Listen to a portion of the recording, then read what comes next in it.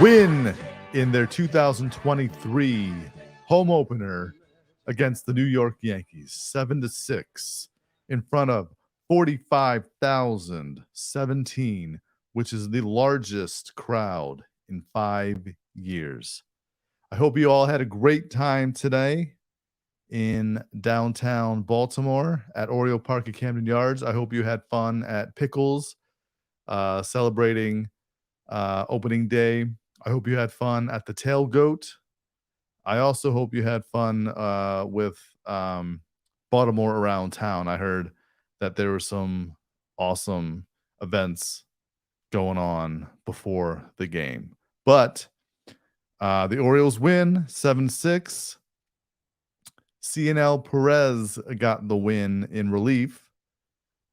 Dean Kramer went 5 innings, gave up 5 hits, 4 earned runs, walked 3, struck out 4, and gave up that 3-run home run to Franchi Cordero after the Orioles were up 4-0. And the 4th inning was a little bit tough for Dean. I kind of had a feeling something was wrong with him because I noticed while he was pitching in that inning, he was doing something with his fingernails. I think something might have been wrong with his fingernails. But yeah, he gave up a 3-run home run to former, I guess you wouldn't really say former Oriole. He was with the Orioles in spring training, but he was granted his release at the end of spring training, and the Yankees signed him and put him on their roster. And he came up big against his former team. But yeah, so Dean kind of struggled in the first inning. The umpire wasn't really giving him his spots. He had a few strikes that were low, but they were in the box and definitely were strikes. But this umpire was not given. But he made both pitchers work, so it was even on both sides. But the Orioles came away with a win. They in the 7th inning, they got 2 runs, and they were able to hold on with the 7-6 win. It got dicey in the top of the 9th. Felix Bautista struck out Volpe and DJ LeMahieu, and he walked Aaron Judge, and then he was wild in against Anthony Rizzo, and so Aaron Judge stole second, and then Felix Bautista threw a wild pitch to move Aaron Judge to third. So on a 3-2 count, Anthony Rizzo hit a pop fly to Austin Hayes, who sealed the deal, made the catch this time. He didn't blow the lead. He didn't drop it. So the Orioles came away with a 7-6 win to bring their record to 4-3 on the season, heading into tomorrow night's game. And it's going to be Nestor Cortez against Cole Irvin. Irvin is pitching in his home debut, so we'll see how he can do pitching at home compared to his road record, compared to what he was in Oakland. So he should do better tomorrow. We'll see what happens. But in today's game, we got to give it to the Orioles. They were up 4-0 early. Adam Frazier. I keep talking about Adam Frazier. He is a sneaky signing by Mike Elias. I mean, he's come up with clutch hits. Gunnar Henderson got a few hits as well. Ramon Arias, also he came up clutch in the 7th inning with that, RBI double to, give the Orioles a 7-5 lead at the time. So if it wasn't for that, he gave them that insurance run that was the ultimate game winner.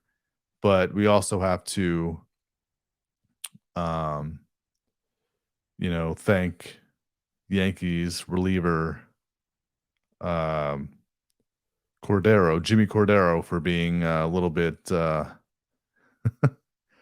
wild out there. He threw 2 wild pitches back to back, which moved up, um, one of the runners, and that was huge because without that, the Orioles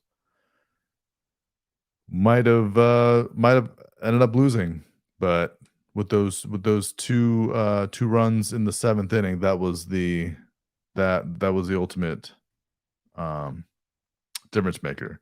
But we also have to, thank, and give it props to, um, Brian Baker. He came in a tough spot and, in the 8th inning and, shut down, Kiner Filippi, I don't know how to pronounce his name, but he struck him out with the runner on third base, the tying run, and, I mean, that got me pumped.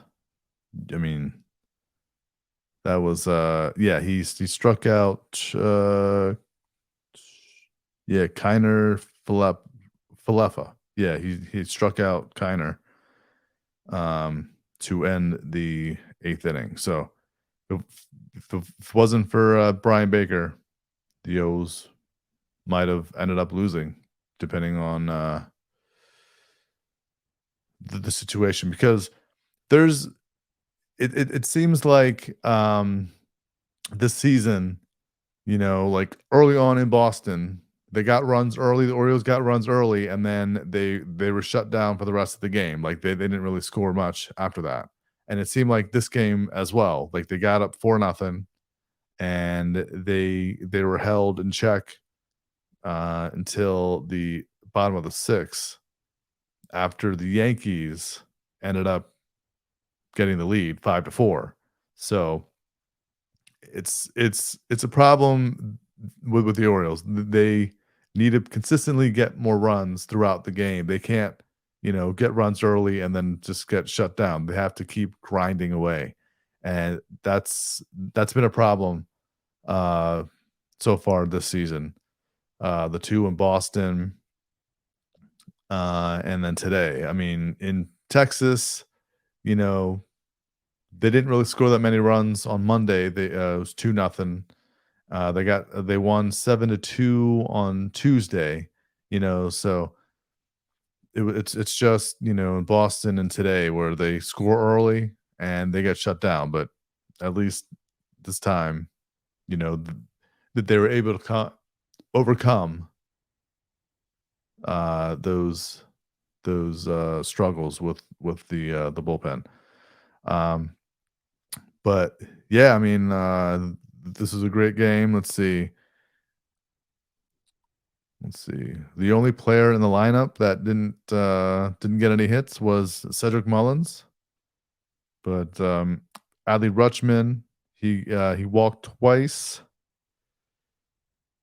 Anthony Santander got an got a he got a wait, yeah, got a double. Ryan Mccassel, he got a RBI as well. Gunnar Henderson, 2 hits. Ramon Urias also got 2 hits. Same with Adam Frazier had a hit. Jorge Mateo, I'm really impressed with him. I mean, the only problem that I have with this team right now is their defense. They've got I think 8 or 9 errors so far. Um, so I think they're one of the top teams with the most errors in the league. So, they got to fix up their defense. I mean, um, that that Adam Frazier one in the early on. Um, I mean, that was a tough play. So I mean, it shouldn't have been an error. But yeah, I mean, and then one of the I think one of the plays to lead up to the Cordero 3-run home run was a a ball hit to Mateo, who couldn't make the play, and it went into the outfield. So I mean, I just don't understand. He played lights out last season. I think it's just early on struggles, but they've got 8 or 9 errors to start the season, and that's a little bit too much early on. But yeah. So the Orioles come away with a 7-6 win over the New York Yankees. CNL Perez got the win. Brian Baker got the hold, and Felix Bautista was able to get his third save of the season. The Orioles improved their record to 4-3 on the season, and they are back at it tomorrow night at Camden Yards with Cole Irvin starting against Nestor Cortez at 7:05, and I'll be back on Sunday morning to recap tomorrow night's game. But I want to thank you all for listening to the third episode of Birdland Daily. My name is Steve Rudden, and I'll see you tomorrow.